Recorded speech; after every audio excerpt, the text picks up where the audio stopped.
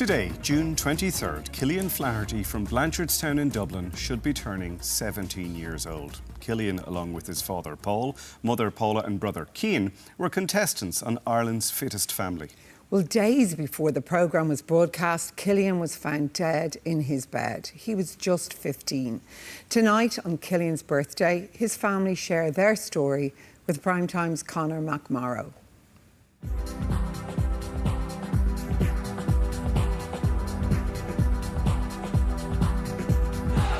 Killian's birthday is on the 23rd of June, and last year would have been his 16th birthday, his first birthday not being here with us. So we decided to do a run. Me and Paula just started off, we'll go and we'll do a 5K. So we put out a little video on social media, and when we got up there on that Saturday morning, there was about 500 people there. And now we're going to do it every year. Saturday morning in Hartstown Park, West Dublin. The Flaherty family, Paul, his wife Paula, their son Cian and daughter Heidi gather to celebrate someone who will never be forgotten. Killian was the middle boy, the middle child, and he passed away on Monday the 21st of October 2024 through sudden death. So Killian was 15 years of age, fit as a fiddle. He played for a local team, Mountfew Boys and Girls, midfielder, very, very good player.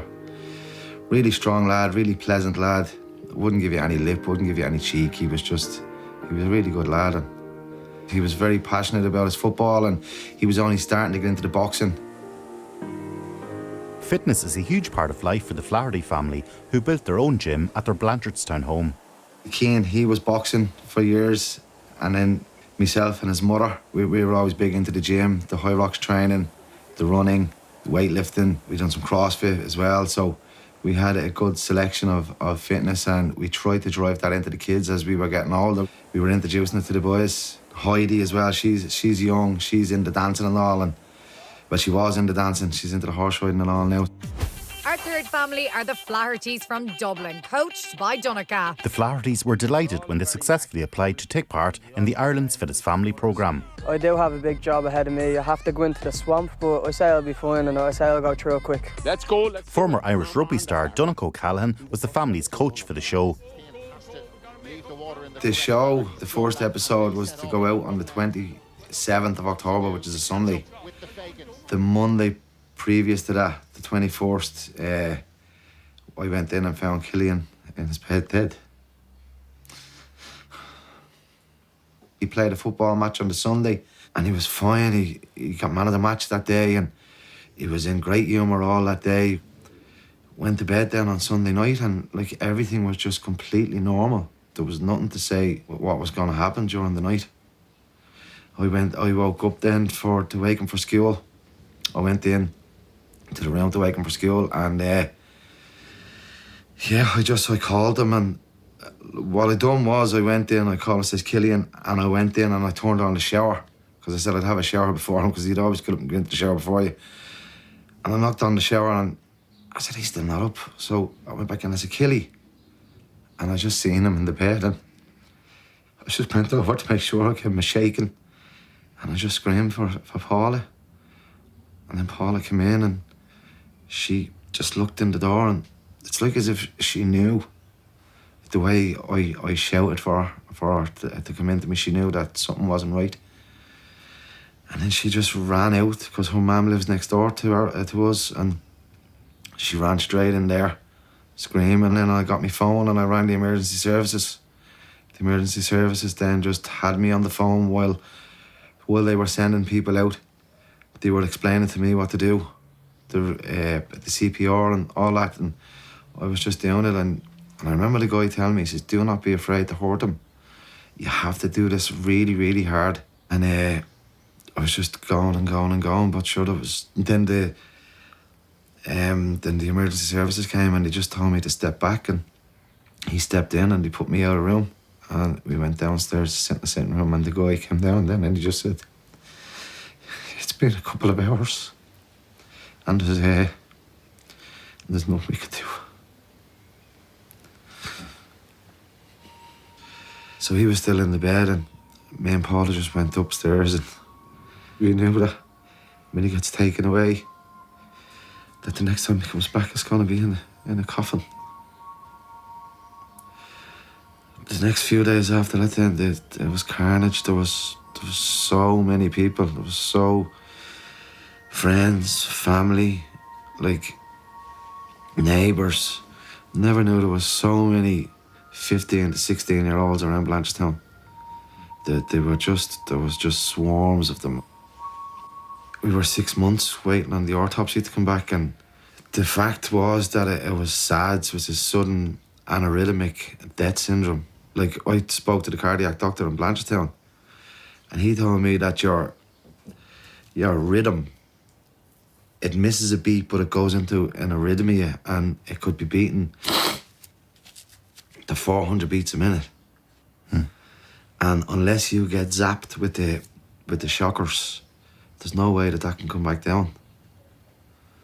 So he was in bed and he was asleep, so we didn't know. We you know, and you find yourself being guilty, saying, why did I not go in and check? But who's going to know? Who's going to think something like that? Like,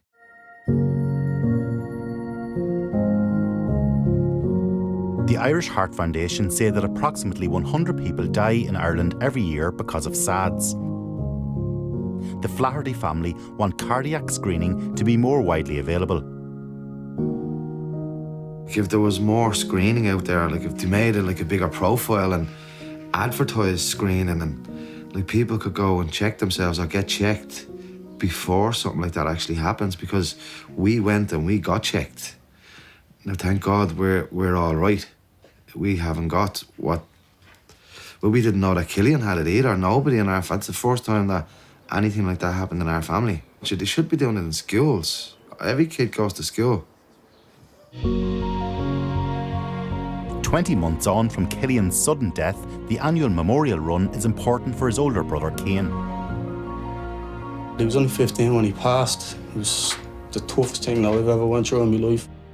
There's no words that can explain what Killian meant to me or the rest of my family or anyone in the neighbourhood, you know.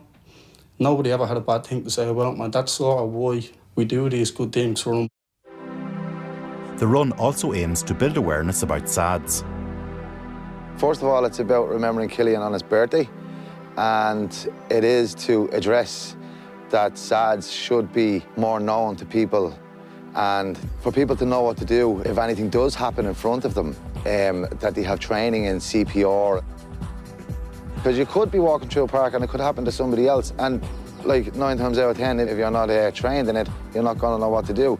But if people do go and make the decision to get trained, you have that chance to help a friend, help a family, help a stranger in a park. He was a fitness freak and he loved running, football, anything got to do with sport. You know, he was a sporty kid, and that's sort of the reason we do the run and celebrate Killian's life and sort of look back on the life he lived, you know, because it was a short life, but some memories that will never go away, ever. Cian there, finishing Cara McMurrow's reporting, and we're all thinking of Killian's family tonight on his birthday, and I'm joined here by Professor Joe Galvin, your consultant cardiologist, Joe, at the Mater. It's so heartbreaking to watch something like that. You see it, I think there's 100 cases, they say, a year of SADS. What do you see when you see these cases? How can we reduce these numbers?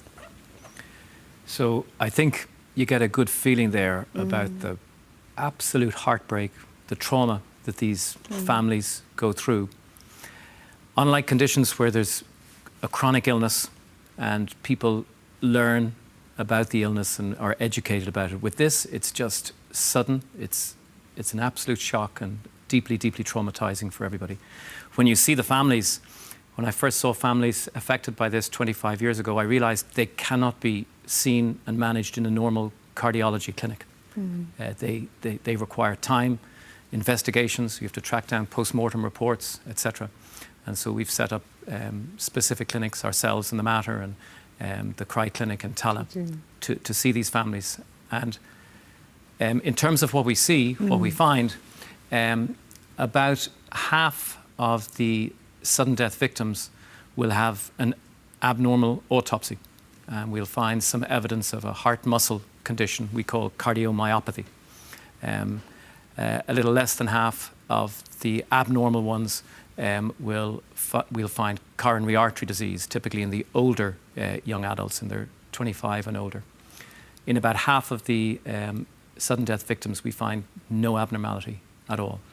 And I'm just thinking, Joe, there's probably parents watching that tonight feeling so upset for the Flahertys, saying, I should get my children screened, and obviously screening has a role, but what's the best thing you think parents can do?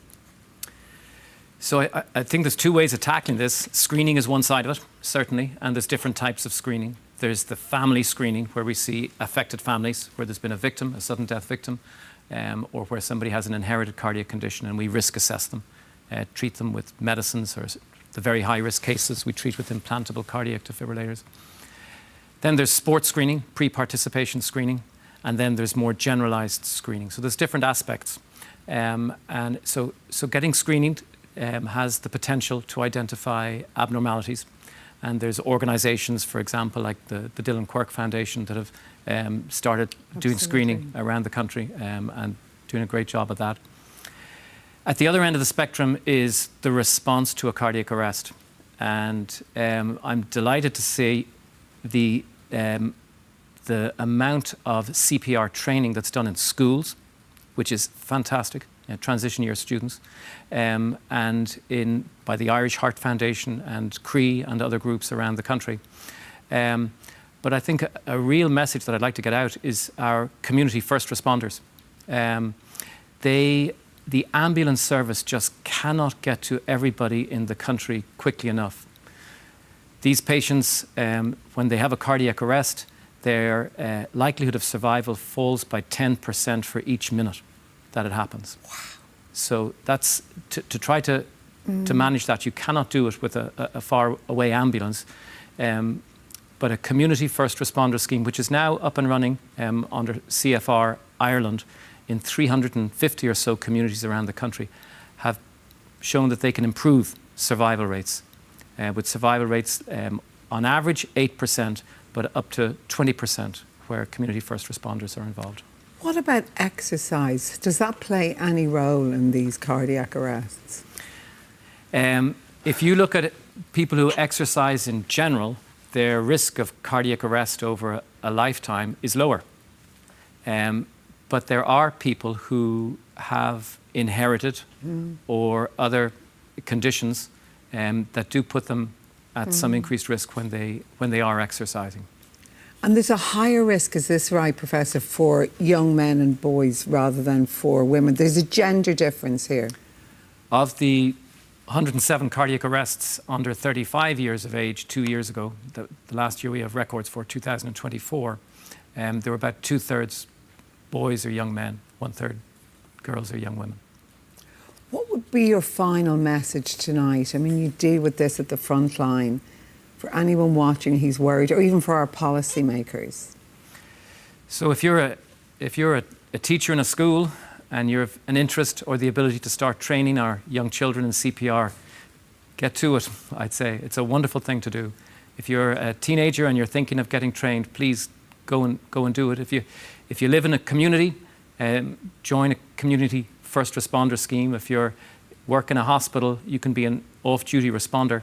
And I should mention that the ambulance service has developed and is trialling a new app that will allow ambulance dispatchers to know where first responders are and to notify them of a cardiac arrest within 2 kilometres. And I think that has great potential in the future to save lives. Well, Professor Joe Galvin, thank you so much for all the great work you do in this country, and we're thinking, as we say, of the Flahertys tonight. Thank you. Thanks.